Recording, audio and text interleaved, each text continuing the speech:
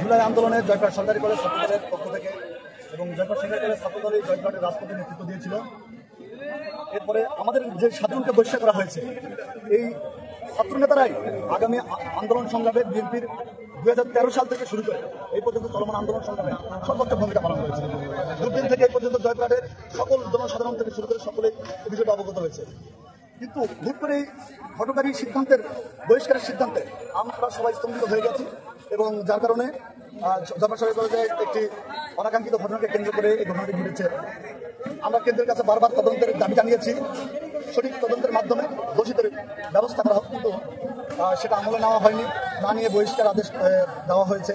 আমরা ক্ষুব্ধ এবং আমরা মনে করি যে এটি দলের প্রতি একটা প্রভাব পড়েছে।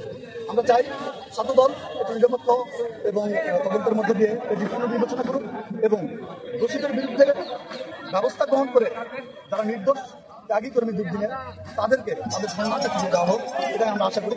আর যদি আজকে সেন্ট্রাল থেকে আমাদেরকে আশ্বস্ত করা হয়েছে যে আমাদের বিষয়টি বিবেচনায় করে দেখবে, আমরা সেই বিষয়ের উপর আস্থা রেখে আমরা আপাতত আজকে অবসর কর্মসূচি ছিল, সেখান থেকে আমরা আপাতত 25 তারিখ পর্যন্ত আমরা স্থগিত রাখছি। যদি তারা আমাদের এই বিবেচনা না করে আমাদের বহিষ্কার আদেশ, তাহলে 25 তারিখ থেকে আমরা আরো বৃহৎ আন্দোলনে যাব। এটা হতে পারে যে আমরা ঘোষণা দিয়েছিলাম যে 3 শতাধিক নেতাকর্মী গণপদত্যাগের, এটি 5 শতাধিকের বেশি হতে পারে গণপদত্যাগের, যেটি ছাত্রদের উপর ব্যাপক প্রভাব।